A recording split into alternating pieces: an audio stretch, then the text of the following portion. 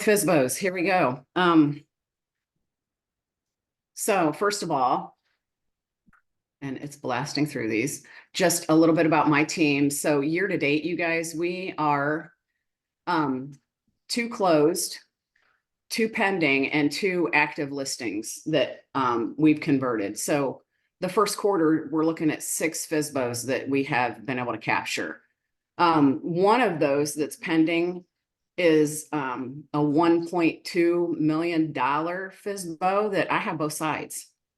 Mm-hmm. So I'm not afraid to make that phone call. And that one is with a conservancy, and we're, super excited to work with these people, and we're going through all the motions, but it's looking like it's going to close here within the next 60 days. So not only did I win with a high dollar FSBO that I was able to convince them to let me list it, I also have the buyer now too. So that's fun. My biggest win is so much fun. So one particular FSBO, he was listed at 180,000. Market value for this one was 125. And I know I can see the faces like, why did you even bother calling this guy, right? Like, he has to be completely unreasonable.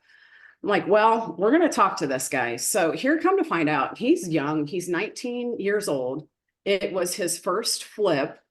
He had a ski trip he wanted to go on, and his dad gave him a deadline and told him he had to have the house on the market by a certain date. So Andrew put the house on the market at 180, knowing he was way above market value because he wanted to go on his ski trip and didn't want to be bothered by people that might actually want to look at this house.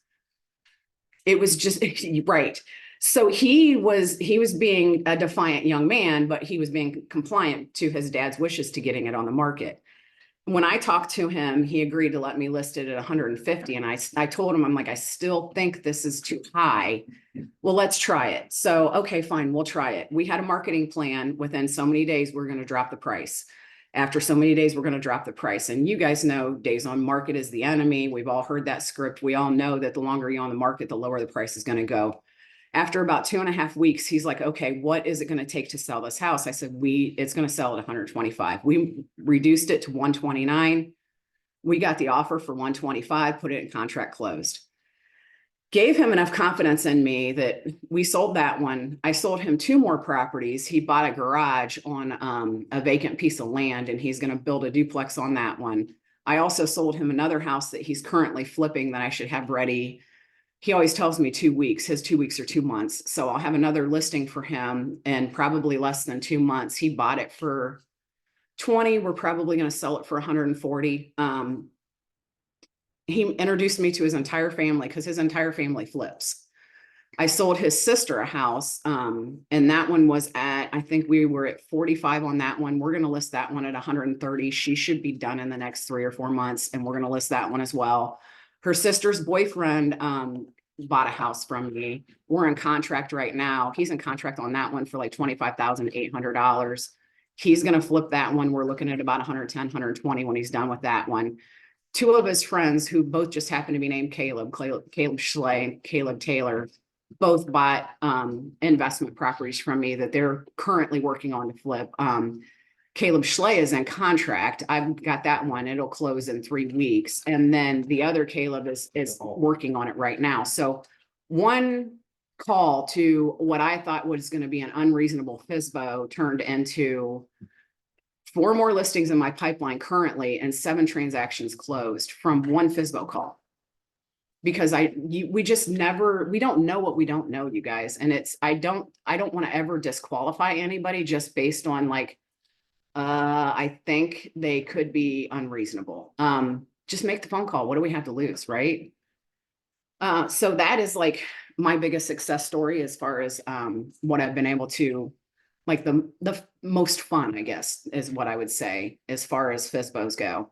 I pulled a little bit of NAR stuff that they have on the web, and anytime you guys are like getting ready to call FSBOs, I suggest do a little bit of research. So last year, studies show that 11% of sellers that actually succeed, only 11% of FSBOs actually are successful. So Wow. that's a great point to know that like only 11% of all homeowners that try to sell for sale by owner are successful, that they actually get it to closing. And then if you read further, you can see the average price, the median price for a FSBO sale last year was 225,000, where agent assistant homes were 345,000. That's a big deal. That's huge. That's saying that, you know, as agents, we're definitely at a higher price point. We have more value and we can get them for more than what their house is worth, you know, for by far. 50% difference. Yeah, it's huge. So why do they know? Why do for sale by owners fail? You know, it's simple. They don't know how to market, they don't know how to prepare, they don't know how to negotiate, they're not sure how to close on their homes. And NAR goes a step further here with the 10 things that most FSBOs do wrong. And I would say this is, for us, it's a huge value proposition. So my example, incorrectly pricing their home, failure to prepare the property for sale, not screening for legit buyers. How many of you guys have called and a FSBO and they're like, oh, we're already in contract, we're going to close in 2.5 weeks. And oh, is it a cash buyer? Well, no. So there's a lender that's going to close in 2.5 weeks. Well, did you see a pre-approval? Do you know who they're working with? And just that conversation alone, they're like, well, and typically for me, I'm like, okay, it's great. I'm so glad that you're in contract. Can I call you next week and see how it's going? You know, there's always an opening to, can I follow up? Can I follow up? Can I follow up? The FSBO is the follow-up. That's where we win with these FSBOs.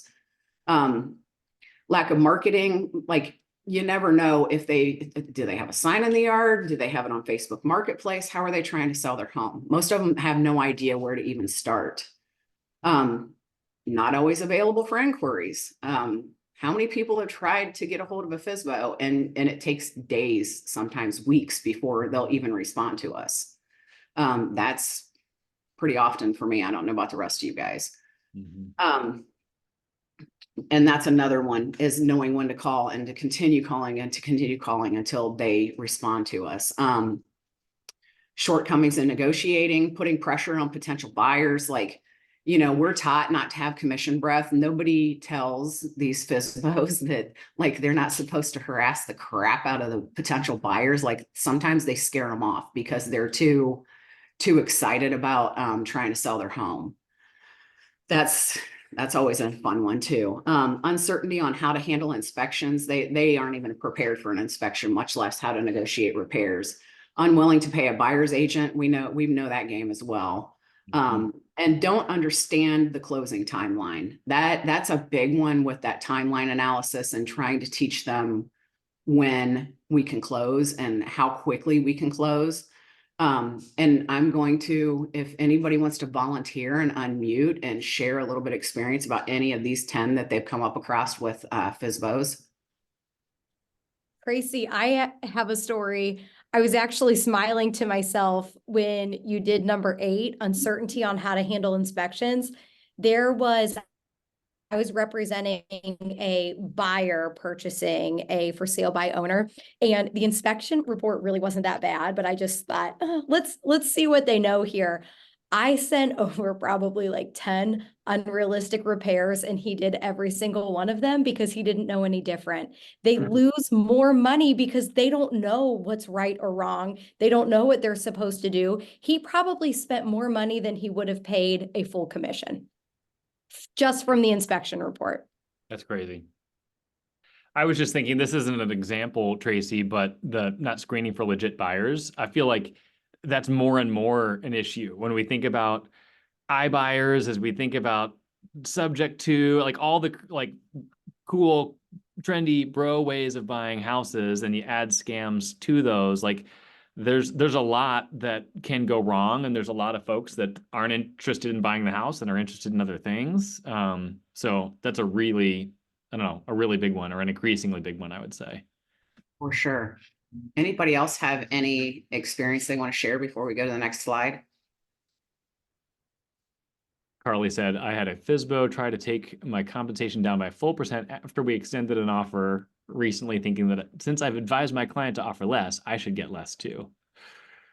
Nice. Yeah, no. It didn't work, by the way. That I had every faith. Uh-huh. No, they do, and they try to negotiate commission along with all the other negotiations they try. So how many of you guys are involved in doing any kind of scripting practice at all with FSBOs? Does anybody have a script that they enjoy? One that they're practicing with on a regular basis? Actually, I am involved with James Shaw and his little community, and he just had Emily on for FSBOs because she just moved to a new area, and you know, getting acclimated to new areas is very hard, and that's almost what I'm doing moving to Columbus. And she has this FSBO script that I'm like taking the time to learn right now because I thought it was so good. And it goes, hello, this is Gina Nichols with Keller Williams Consultants. I'm calling about the owner on 123 Banana Street. Great. Hi, I'm another realtor calling you. I'm sure you're getting a ton of calls from realtors. Am my lucky number, say 10, and then build off from there? And I thought that was so amazing, and I'm still learning it right now, and it's just so good. Yeah, I like that. Anybody else? We got a lot of cameras off here.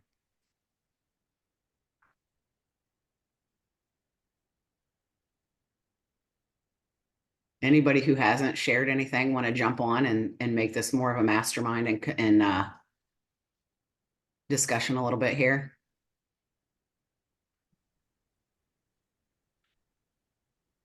I'm So- tempted to tap Gina Van Orsdale. I know you've done a decent amount with FSBOs and expired. I'd love to hear what you've tried.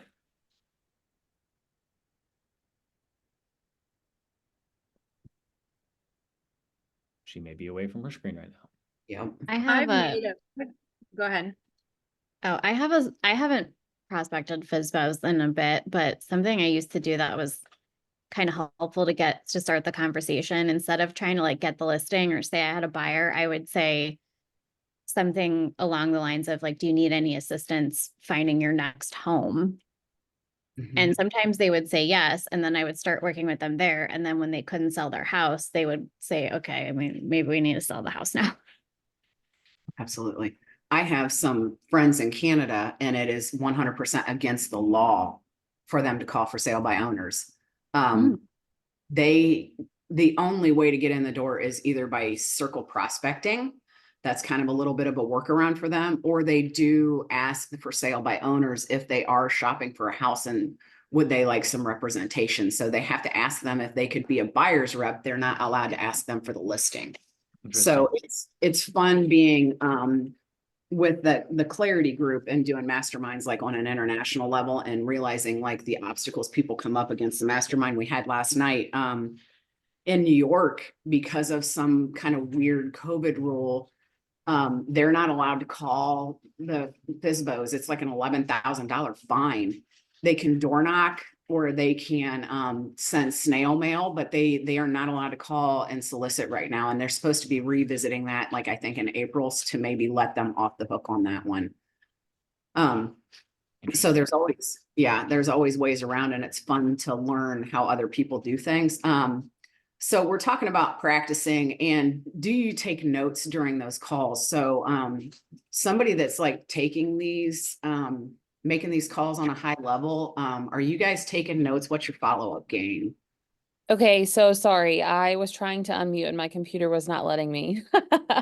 But no, so I haven't done much with FSBOs, and this is very it's something that I really want to get into. I have been working expireds, like Mark had said. And my thing is like, I have a whole list of, I kind of like to go down through expireds in certain areas. And then I kind of like make notes on them and the date that I did it. And then if I haven't heard anything, like a week later, I typically follow up with even like maybe a text at that point. like, hey, you know, I had called you, this is Gina Van Orsdale, I had called you last week regarding this property. I just wanted to see if you had a minute to chat. You know, I seen that it was expired and never sold, and I was wondering if maybe I could kind of help you in the right direction if you were still wanting to get that property sold. Kind of going somewhere like that, but I'm definitely interested on the FSBOs because that's something I haven't really worked with yet. So I'm really interested to see the advice that Tracy can give and help me kind of move in that direction. Yeah, absolutely. And I have a script that we'll be working on too. The reason I asked if you guys take notes is because like, I want to tell you, I have a notebook right here, and as people are talking and saying things, and if I hear something, I will 100% write it down. And with the FSBOs, I have a script, and I'm going to show you guys the script that my team is using, but I have to, even if I'm not taking notes on exactly what the person is saying, I will take notes on, like what number I am on the questions, because sometimes we'll go 2 or 3 deep and I get lost in where I am on the script. So I can kind of glance down and be like, okay, I'm on number 6 or I'm on number 7. And it kind of gets me back on track to where I need to be. So, and then the next question I would ask is how many times are you trying to close for the appointment? And again, I'm not getting a ton of feedback here with you guys. Just anybody throw it in the chat. Like, how many of you guys are doing this prospecting on a regular basis? FSBOs, anything where you're calling on a regular basis, like just throw it in the chat. Me. Alicia, while they're getting those in, Alicia said she likes to ask if they're still accepting offers, kind of positioning herself as a, you know, in theory, a buyer's agent, but I like that, Alicia. That's a soft entry as opposed to like, I'm coming for your listing. Yeah. Yeah. Okay. So, so how many times to close for the appointment? And for us, until they tell us to quit, like on our team, we continue to ask. And when is the best time to close for an appointment? Does anybody know when is the absolute best time when you're in a script or when you're going through cold calling? When is the very best time to close and ask for an appointment? I know you know. I get Mr. Jones here on my. Come on, Ryan. Come into the light. I'm gonna pull. I think Mondays aren't Mondays the best for FSBOs because they just had a weekend and it either did or didn't go very well. Typically didn't go very well. Yeah, that day is great, but when is the best time, like when you're in a script, when is the best time to close for an appointment? Every single time you overcome an objection. Yeah. Every time you handle an objection, every time you are getting cooperation with the person on the other end of the phone, when you're like, okay, well, what about this? Oh yeah, that sounds great. Okay, great. May I come over and show you? May I explain it? May I have the appointment? So every time you get them in agreement and they're agreeing with you and you've overcome an objection, it's time to close. It's time to ask for an appointment. And this guy right here is really, really good at it. It flows really, really easily. So having said that, and having said the scripts, you guys all know that we, on the Jones team, like we're huge Glover fans. His logo's on here because this is the FSBO script that we use. It's free, it's online. You can go to Glover U and download it. And we have been having some wild success with this particular script. How many FSBOs have you? You're at 2 or 3 this quarter. He's at 2 or 3 already this quarter. And we'll share this, you guys, but again, you can look it up online, gloveru.com, and all their downloads are free. So the for sale by owner, hi, I'm calling for the home for sale on, 123 Main Street. Is this the owner? Right? The reason for my call is twofold. One, to see if you're co-oping with a real estate agent that will bring you buyers. Are you? So immediately you're asking them, are they willing to work with a buyer's agent? No, not at all. Okay, no worries, And 2, because we know that studies tell us if you're not successful as a FSBO, which we'll say for sale by owner because they don't know what FSBO means, then you'll be hiring an agent. So my question is, what are your plans if you can't get it sold on your own? Typically at that point in time, we've engaged with them, we've created a conversation. Sometimes they tell us, well, I don't like real estate agents. Or I had a really horrible experience. And, oh my gosh, I'm so sorry. Tell me more about that. It's really easy to have that conversation. And what would you say, like, when they are like, no, absolutely not? How do you overcome that? How do I overcome when they're just like shut me down that they're not going to work with a buyer's agent? Yeah. Well, so I actually had one today that said it to me, and I was like, well, okay, understandable. So I assume that you just have a number that you're looking at. Is that correct? And most of the time the answer is, well, yeah, that's, I've got my number that I'm looking to net. So if I can net you what you're looking to get to net, and we can build in the commission to the sales price, that way it makes it a little bit easier on the buyer, so they're not having to bring so much cash to closing. Instead, it's built into the sales price. It comes off the top, so they can loop it right into their loan. Does that sound like a plan? Sound like something that you'd be interested in? And they're like, oh, well, yeah, if you're going to do that, that's not a problem. As long as I can get what I want out of the house. Okay, great. And we've done that several times. Like, so the seller net is really super important. And if we can go over a seller net with them and add the commission on top and inform the buyer the whole time, this is the price and this is all built in. And my little 2-bit dance on that is shipping and handling. How many times have you guys heard there's free shipping and handling? Yeah. How many things have you bought? There's free shipping and hand. We all know it's not free. It's built into the price. It's always built into the price. Commission is not free. It's built into the price. When you look at the market and you see all these houses that are for sale by real estate agents, the commission is already built into the price. So how do we build our commission into the price when it's a for sale by owner? And in this current market, you guys, we have to keep that in mind, especially when we may or may not see where sellers are not wanting to pay buyer's commission. We're going to have to get really creative about our value and really get solid in this FSBO script, because buyer's agents, here's your little nugget for the day. You're going to have that FSBO conversation, and you're going to have that FSBO conversations with other agents and with sellers. So if you want to continue getting paid as a buyer's agent, you're going to have to figure this one out. That's a great point. And I heard somebody unmuted. Did somebody have something? Somebody's just making noise. Yeah, I can't tell who it is. Okay. And then we get really conversational, and I like this script just because it is so conversational.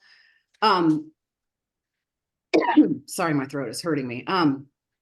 So my question is, what are your plans if you can't get it sold on your own? How long are you trying to sell it on your own? Mm-hmm. And if they're like a week, 2 weeks, that's where we have our follow-up game. If they say, well, I'm going to give it another week, we'll give it 3 or 4 days, we call them back. If they say 2 weeks, we're calling them back in less than a week. Hey, I know you said 2 weeks. I just want to follow up with you. Are you having any traffic? How are you feeling? And then where are you moving to? This question to me is fantastic, because this is number one. You are 100% identifying motivation. Do they have an exit strategy? Do they have a plan? Are they even moving? Is it Andrew has a ski trip and he's got his house at 180,000 because he's not dealing with it today? Why is it for sale? How soon would you like to be there? So then we're getting a timeline. Again, we are identifying what the motivation is, what takes you there. Once we find out, like, why are they moving? Where are they going? How quickly do they want to be there? All of a sudden, you're able to add value. And if we go back to the NAR slides, we can start talking about all these things that we can provide for them. What methods are you using for marketing your home? I will tell you, I had an older gentleman get really mad at me when I asked that question. He got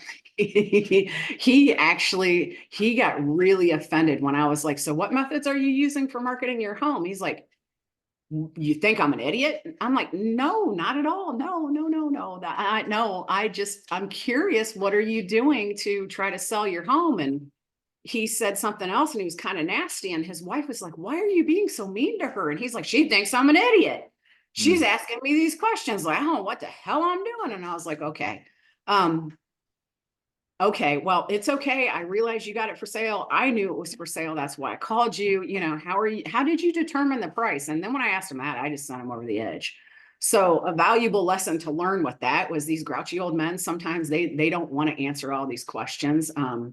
Do you, like, when they're getting really crappy with you, do you deviate a little bit, or? Yeah, I deviate from the script according to how they're responding to me. I mean, I even in the beginning part, so like a lot of for sale by owners that I'm seeing right now, they're empty.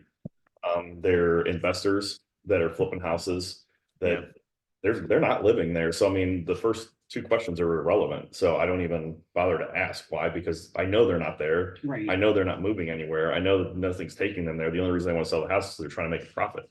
That's why they're not listing with a real estate agent, because they think they can't make as much profit, you know? So then I just jump down to like, what are you doing to market the home? If they're really grouchy, you know, I may just ask them straight out, like, so is there a reason that you decided not to sell with a real estate agent? Mm-hmm. You know, just go right to it. Like, okay, so you're grumpy. You're annoyed that I'm asking you a ton of questions. Well, let me get right to it, because typically if they're getting that grumpy and that aggressive, it's because I'm not moving fast enough for them. Yeah. So like right to the chase, like, so why didn't you use a real estate agent? And if you guys notice, we're also huge fans of the disc. Ryan has identified that he's got a D on the other end of the phone. When he's like, I need to cut to the chase, he needs to cut to the chase because he's talking to a driver and they want it in bullet points, and they're not trying to be friends with him, especially if they're an investor or a flipper. They want numbers, they want quick, fast, hard, like, let's just get this over with. So knowing the personality type you're talking to, which is probably another class, but goes a really, really long way when you're talking to these for sale by owners, because they are the whole spectrum of the disc. Like it just depends on who wants to try it. I think most of our flippers, most of the investors that it's empty, they're typically Ds that are trying to sell, but maybe not always. So what methods are you using to market your home? And what's your favorite about our team that you always throw at the FSBOs? Are you familiar? Well, that's just, I mean, it's just a closer. Like, so, you know, are you familiar with the techniques that we're using to sell over 200 homes per year? No, okay, great. When can I show you? Tomorrow? Or, okay, great. You know, when would be a good time to show you? Is actually, matter of fact, you know what, I'm going to be in your area later today around 3 o'clock. Would it be all right if I just popped in and met you at the house? And it's smooth, man, just like butter.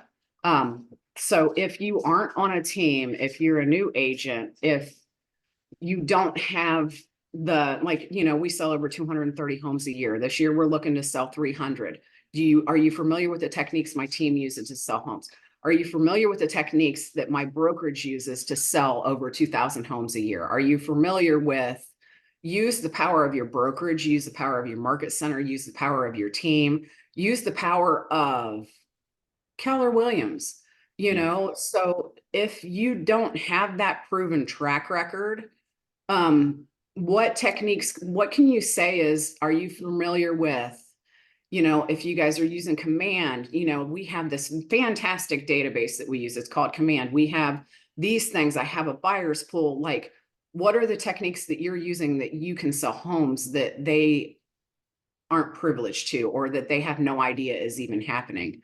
How did you determine your sales price?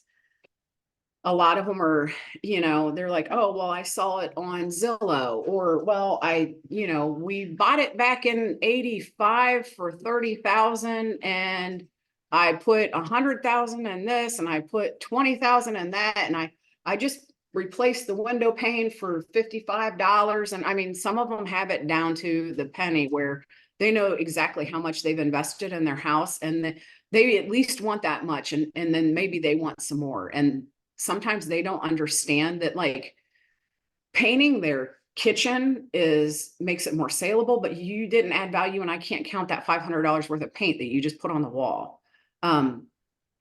Education, right? Education is key. So how did they determine the sales price? And that's not even, I think that's easier, don't you? Like, as far as overcoming objections, like if you're real far apart, that's where we come with comps typically, right? What do you? Yeah, I mean, I get a range of answers of how they determine their sales price. Yeah, Actually, a lot of them though do their own CMA because they can do it through Zillow. Like they'll hit their location. Like a lot of for sale by owners that I'm coming across now, like they hit their location on Zillow, and they actually looked at the homes that sold nearby. So I mean, they're not. A lot of them really aren't that far off, I don't think. At least not what I'm seeing right now. And so at the end of the day, if I have somebody that's itemizing stuff for me like that, they're probably a really high C. So they're probably really data driven. So they're going to geek out if you offer to bring them a comparative market analysis of all the homes sold, and you can give them an exact value of their house based on the market. So, I mean, just sell on that and get and close. Mhm. Be There are a beneficial. couple, so sorry.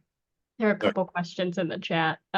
Daniel wanted to know if you think most FSBOs are high Ds, and Tina wanted to know how you overcome overconfident FSBOs who think they don't need an agent. so in my experience, I think the flippers, like the ones that are doing it on a regular basis, they come across more as a D, like they want bullet points. It's harder to build rapport with them because it's more of a business. I think they're the spectrum of the disc. I don't think they're all high Ds. And then overcoming overconfident FSBOs thinking they didn't need an agent. Well, that's normal. Like otherwise they would be trying to sell it on their own. So, I mean, I come at them like absolutely. Like I have full faith that you can get this done on your own. Most for sale by owners can. I mean, especially in this market, it's pretty crazy. We all know, it's pretty easy to throw a house up for sale, and it's a tight market. So I have every faith that you will have no problem selling this on your own. Like I feed their ego. And then, kind of ask, do you think it would be beneficial to you to have as many people view your home as possible? That way you'd have a better chance at selling it for more money. Yeah. And he's got notes Would too. and if that's the case, would you be open to sitting down with me and letting me show you how I can get this to a broader audience and potentially get you even more buyers and even more eyes on your house, so you could potentially get even more money than you ever thought? Would that be something that you're open to listening to? And what time works best for you? Monday or Tuesday at 4? Right? I love that, Ryan, because I think FSBOs expect an adversarial. Agents are coming at them trying to prove to them why they're idiots, and that psychologically doesn't work with most people. So that, like, you agreeing with them is an unexpected move. Like, wait, isn't he trying to get my business, and he's like agreeing with me? It disarms them and puts you on the same side of the table as them, which gives you a better shot at least getting time to sit down with them. Yeah, number one rule of overcoming objections is always agree, never disagree. Because as soon as I disagree, they stop listening. Like they don't care about anything I have to say. As soon as I disagreed with them, they're already annoyed. Agree with them. Yeah. 100%. Oh yeah, you're awesome. Yeah, and just be kind. And another thing too is don't speak poorly about Zillow. Like I know we are all like, oh God, Zillow, please. But that is their trusted source, and when we work with lenders, like we have a lending partner that we use, that we love, that we want to use every single time. However, if someone comes to us pre-approved and they love that lender, we are not going to disrupt that relationship because we want to build that rapport with that client. So they have that relationship with Zillow. They've been watching Zillow for 6 months or 3 months. They're watching the price go up and down. Zillow sends them reports every day. And if you're like, oh, you can't believe anything Zillow says, you're discrediting their only Trusted source. Yes. So we want to say, you know what, Zillow is a great place for this. I know that you're on Zillow. That's how I found you. Like, and I like the pictures that you have, and I'll tell you what, you should see my pictures. Like we use a professional photographer. And I think if you can let us through the door, we can do the professional photography. We can get you on a bigger stage. We can bring your house out to where it really needs to be. We can bring you these people. And we've been super successful. And we've been successful with them being raving fans and we've been getting a lot of repeat business from these for sale by owners.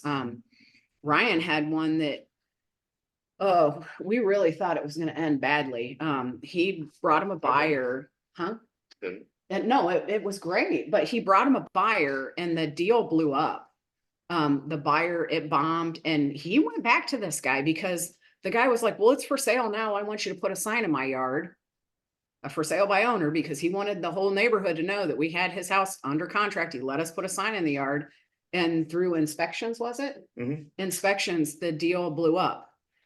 And Ryan went back to this guy hat in hand and explained what happened and convinced him to let him list it. Hmm. And we ended up selling it for more than what you had it in contract for. Yeah, I for got him 10 grand more. 10 grand more. Wow. 10 grand more by putting it on the market. And this guy was so happy.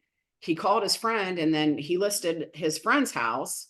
And then she bought and sold with him. So that one FSBO, that listing, another listing, and then another 3 deals. 3 deals out of that one. And we've been finding every time we can convince these guys to let us use them, and we operate at an extremely high level, it continues bringing more and more business because they're relieved. Number one, because they're not used to that phone ringing. And not only is it's wholesalers that are calling them, it's the fake cash buyers that are calling them, it's the real estate agents that are calling them. And what a relief that the phone is no longer ringing and all they have to deal with is one person. And sometimes that's why at week 3 or 4, they're so much more ready than at week 1 or 2. But we at least have to introduce ourselves on week 1. Would you agree with that? It's usually at least 2 to 3 weeks out before they agree, but we have to call them on week 1. So I have a Zillow search set up for sale by owners in Richland, Ashland, Wayne County. And the minute anybody lists a house for sale by owner on Zillow, I get an instant notification. And within the first 2 to 3 days, we're calling them, we're introducing ourselves, we're telling them we're from the Jones team. Mike just got one, and that one's 3 something. And our average price point on our team is like 160. And he just listed one for over 300. And it's here in Ashland. Ryan tried calling him. I tried calling him. I think Christina tried calling him. Mike just called him up. He answered the phone, set the appointment, listed the damn thing. We're like, what the hell? So you just, you never know. And we're a team. We're all calling the exact same for sale by owners. And you just never know when they're going to answer the phone, what kind of mood they're going to be, or whether or not they've had enough and they're ready to surrender, because you don't know what's going on the other side of it. So, the follow-up is key, and consistently calling them day in and day out. And we've all been, Ryan more so than the rest of us, because he's doing that 75 hard for real estate. So like he is in the thick of it right now. He's 5 days a week, you're practicing role playing, and 90 minutes a day of prospecting. 9, and then We're playing role plays every day. script and role play every single day. And he has 25 closed and pending right now. Wow. Okay, Um, so I have a question about that. Is there any way you can tell us about the 75 hard, or like drop something? Because I did like the actual 75 hard, like where you got to do all the workouts and everything, but the real estate version is very interesting to me, and I would be really willing to know more about that. And I promise, Mark, this is not this is not a commercial for Glover U. The floor is yours. But we did do, Ryan signed up for the 75 hard at Glover U at the summit in Arizona, and it's $1,000 buy-in. And if you complete the 75 days, they refund your money. But he has been held accountable on a really high level where they have to take pictures of their homework. They're checking in on Facebook, and It's a little different than like the 75 hard that because like 75 hard for like workouts. So also CrossFit coach, had plenty of people do that as well. Whereas that's like, you have like action items that you do every day. So you kind of know what you're doing every single day that you get up, and you just have to make sure that you're accomplishing those things. For this version of it, like they give you, you're going to be doing 90 minutes of prospecting every day, unless you're behind on your goals, and then you're required to do 3 hours of prospecting every day. Expireds, for sale by owners, old buyer leads, circle prospecting, or database calls. One of those 5, you have to pick one of those 5 or multiples, any of them. Like you just need to make sure you're making all your calls. You have a scripting and role play partner that you work with a different person every week or every day of the week. So I have a different partner every day of the week, and then they switch out every month. We get new partners. And then we also have to write out our scripts that we're going to practice for that day every single day and chant them out loud. Obviously the chanting, you can't take a picture of that and post that, but you can take a picture of what you wrote out. Those are like the things that are every day. And then there's usually one or two other things that are on there that are changed day from day, and you can't work ahead. So you can make up days, but you can't ever work ahead. So like you'll get, like we had 2 days in a row of go door knock 10 people you don't know. Like 2 days in a row we had go door knock 10 people you don't know. We had another day that was like we had to go door knock 25 houses around one of our listings. There's other things like post on social media today, post something, one of your new listings on social media, do a video on social media, that kind of stuff. So there's usually at least 1 or 2 items. Wow, awesome. Thank you for sharing that. I think you guys just for froze. production. Yeah. And it's Taylor Kerrigan. It was her trying to get new agent quicker. And I obviously have, I had too many obligations to do it with him this particular time around, but, so Ryan currently has 15 closed at 2.386 million, and he has 10 more pending at 992,000. I have 11. It's just not on there yet. Oh, Carly hasn't updated the It's like he's paying attention to his numbers. Yeah, I know. I always pay attention to the numbers. So then part 2 of this script, you guys, and yes, we'll give you guys, private message me, email me, whatever you need to do. Tracy, TRACY at the TracyJonesTeam.com. I'll give you more information. So you can see the second page is, are you prepared to adjust your price down when working with a buyer? That's such a good question. Because every time I've asked that, every single for sale by owner has thought that I was asking, like, are they willing to reduce their price? You know what I mean? Like the initial offer price, like, are they willing to reduce their list price to get it in contract or whatever? And I'm like, no, I mean, once you're in contract, when you're working with buyer, after they do their inspections and they do their appraisals, if this doesn't either, if A, it doesn't appraise, or if B, you run into some issues on that home inspection where they're going to want a reduction in price due to some of the defects of the home, which every home, by the way, has defects. And a lot of them are like, well, I really haven't thought of that. And that's a great segue into, well, are you aware that nearly 2/3 of every real estate agent assisted transaction doesn't get to the closing table without changing terms and conditions and price? Interesting. Mm-hmm.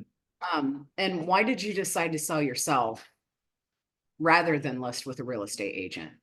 And this is its own little bag of tricks here. There's a lot of answers. A lot of times they want to, they're like, well, I didn't want to pay commission, or, you know, my last experience with an agent was not pleasant. And for me, I never ask who the agent was. I'm always like, oh my goodness, I'm so sorry that you had a really bad experience. Can you please just tell me more about that, or tell me what happened? What went wrong? And again, for me, I'm interviewing them just as much as they're interviewing me. And sometimes there are those people that no one is ever going to please them. And based on their narrative of the last agent, I'm making a decision whether or not I want to continue following up with them. Would you agree or disagree with that? Like, what do you feel about that one? Why did you decide to sell yourself rather than list with an agent? Yeah, if they have negative things to say about an agent, like, is that a red flag for you? Because sometimes it's a red flag for me. Yeah.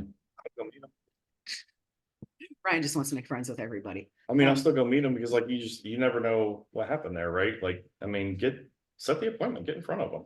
Yeah. I mean, seriously. Follow the call, right?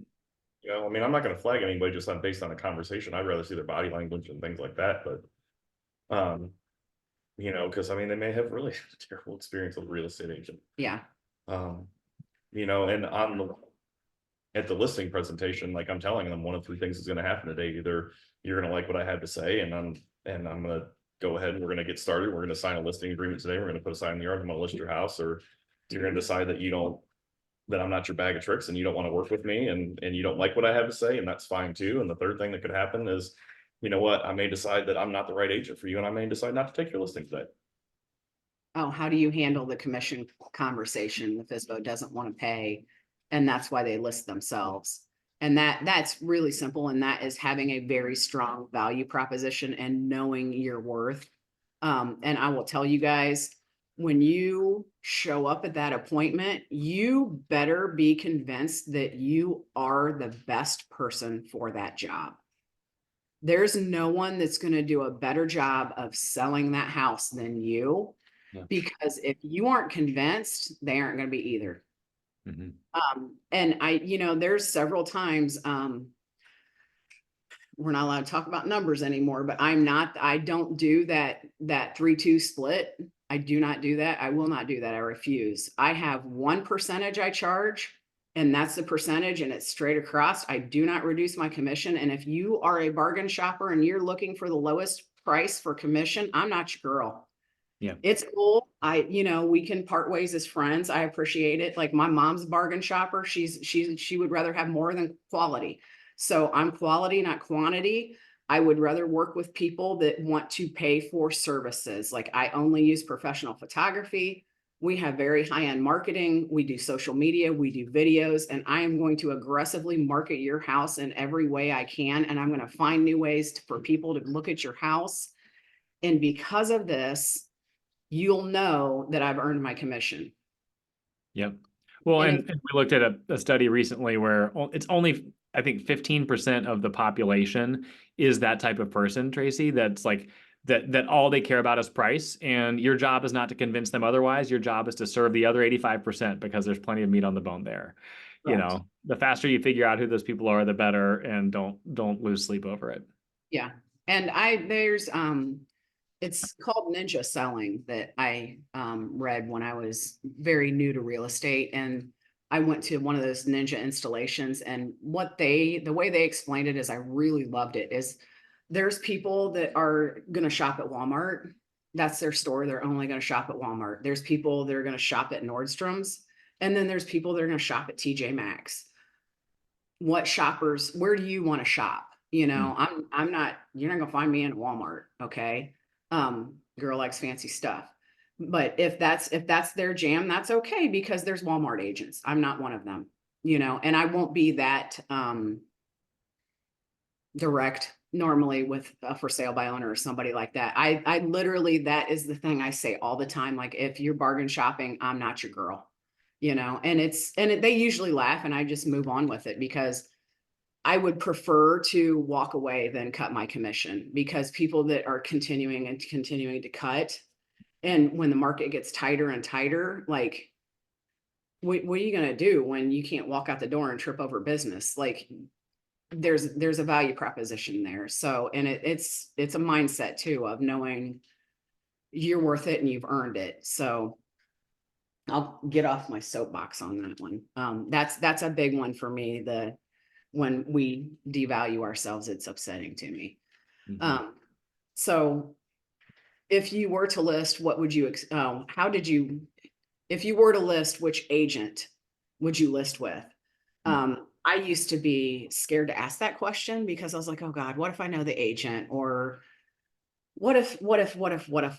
And then, you just throw that question out, and then all of a sudden it's a really easy conversation, because it's basically, yes or no. And sometimes you've had it before too, where they're like, well, I kind of have an agent. And then they start talking about it, and they're like, but this agent didn't do this. They didn't do that.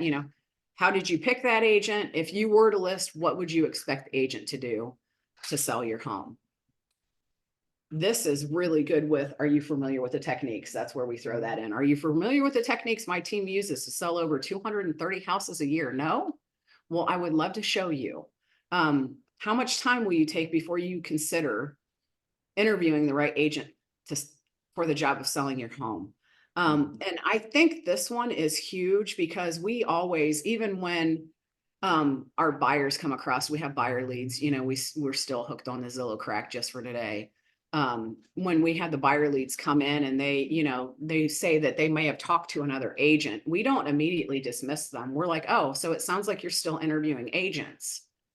Hmm. You know, I would love to be the person you hire for the job of your real estate agent.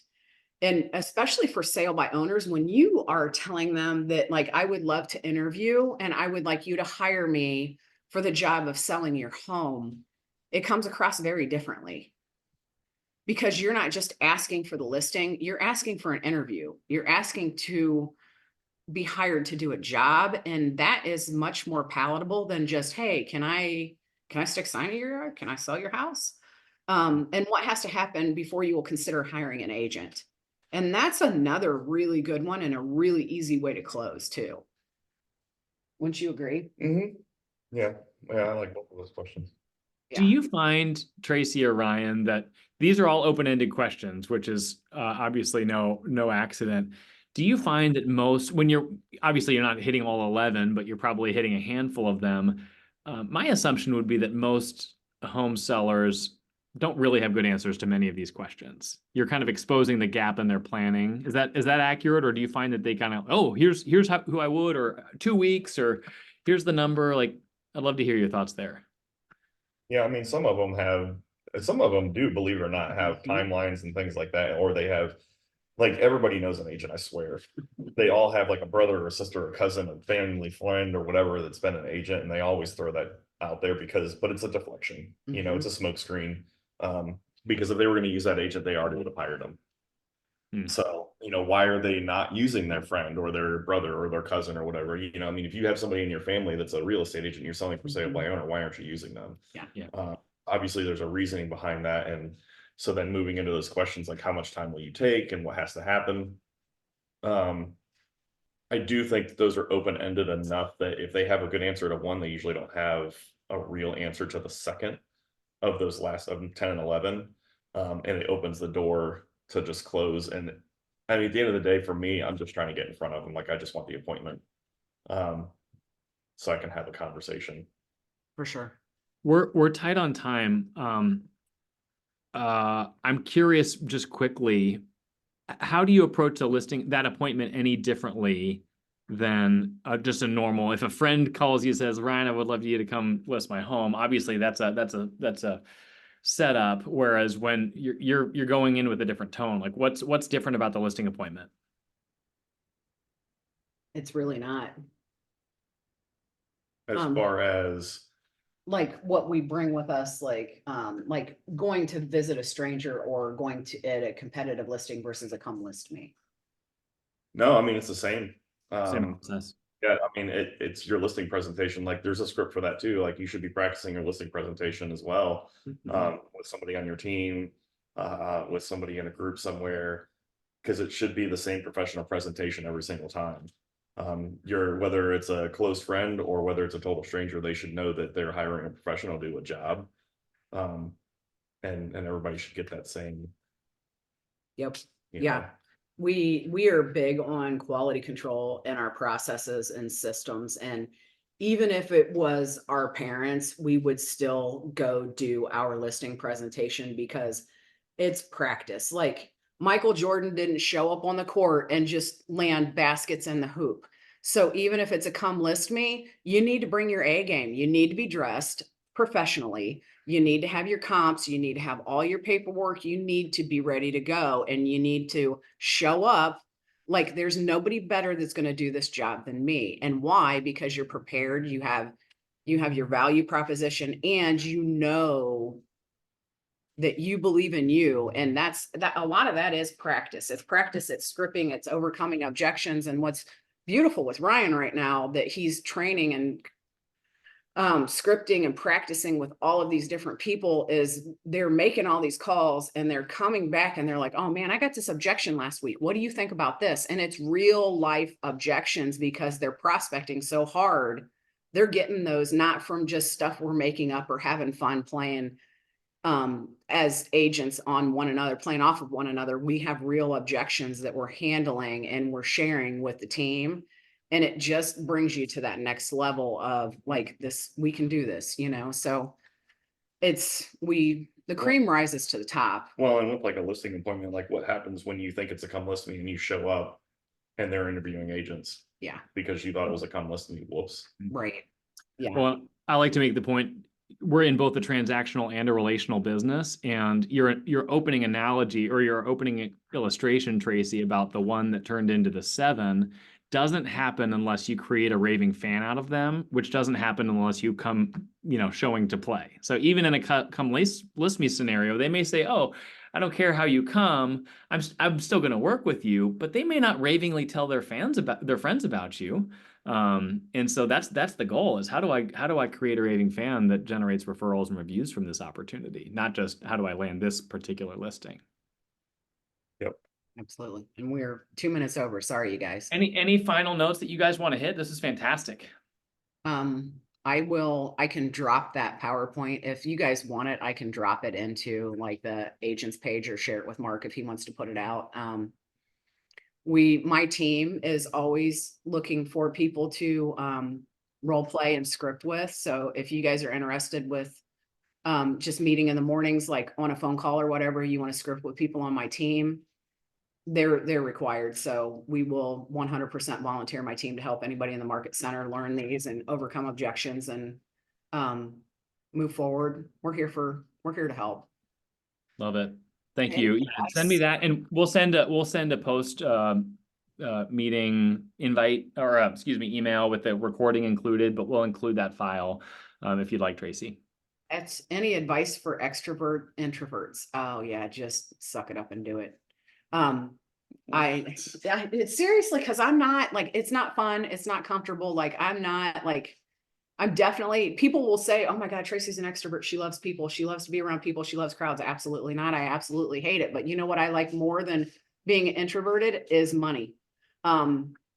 So if I want money, I have to get over the being an introvert. Like there's nothing better than being alone with my dog in the woods, except for when Ryan comes with us. Yeah, get comfortable with being uncomfortable. That's right, Ty. Yeah, you have to do it. And it's just, I think sometimes though, it's about like the fear of rejection, like it was for me. Like it sucks to like there's so much rejection when you're prospecting all the time. And it's to get over that, like where you just know like that's gonna happen, and I'm gonna get a ton of rejection, but it's gonna get me to a yes in a really great relationship. For me, like once I get going, but even now, like I still like get in my head, I'm like, oh shit, I don't want to do this. Like, man, I gotta talk to all these people and they're just gonna be assholes. And then I start making calls, and like I still get some of those folks, but then I'll end up with at least a couple good conversations. Yeah. At least 6 to 10, and within an hour and a half period, I can get some really good conversations with folks. And then it's 5, 4, 3, 2, 1, right? yeah. And Ryan is a very high S, you guys. So if you notice the amiable, the biggest thing that they have to overcome as amiables is rejection, because they love everybody. They want everybody to have a good time. They want everybody to get along. And when they're rejected, they take it personally. Driver don't care. That means I just get to move on to the next one. So different, the yin to the yang, so to speak, but also, knowing what's your superpower, you guys, what's your strength? Are you a driver? Are you an I? Are you an S? Are you a C? Like where are you on that spectrum, and how do you deal best with other people? And for any of my other amiables out there that understand what that's like to be like, hate all the rejection and we just want everybody to like us, and it sucks when people are mean and shitty to us, just know that it's worth making those calls, because I guarantee you are 100% the person that's going to take care of that client that decides to work with you better than anybody else, because you're actually going to give a shit about them more than any other personality site. For sure. And so think about that. Like if you don't get to talk to them, and you don't get to get in front of them, and you don't get to work for them and help them sell their house and help them move to their next location, they might have somebody else that just jams them right through a transaction. They have an awful experience because they moved too fast. They didn't listen to them. They didn't pay attention to them. They didn't care about what they had going on. So as an amiable, like that's why I know I'm like 100% the best person to work for them, because I know I'm going to care more than anybody else. That's so good. And not that I don't care, you guys. I care in shorter amounts of time. A Karen burst. Well, thanks y'all. Special kudos to Sarah for bringing a napping baby and still putting the screen on. That was adorable. So that's awesome. Tracy, Ryan, thank you for bringing value. We'll send a follow-up with the recording and with the notes. And you all, if you're with Elevate, enjoy your awards night tonight. Otherwise, enjoy the rest of your Thursday, guys. Guys.